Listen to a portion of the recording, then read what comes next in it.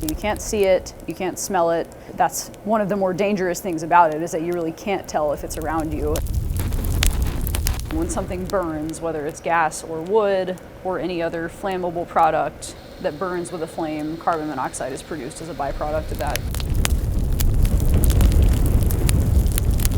The way that carbon monoxide causes poisoning is that when it gets into the body and into the blood, it prevents the blood from delivering oxygen to your body tissues, which you need to survive.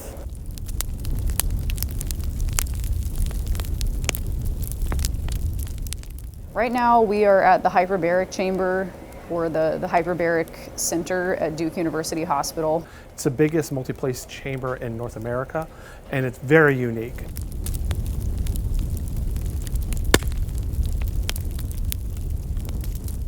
Because we can give someone very high levels of oxygen at higher pressure, it forces all the carbon monoxide out of the body much more quickly.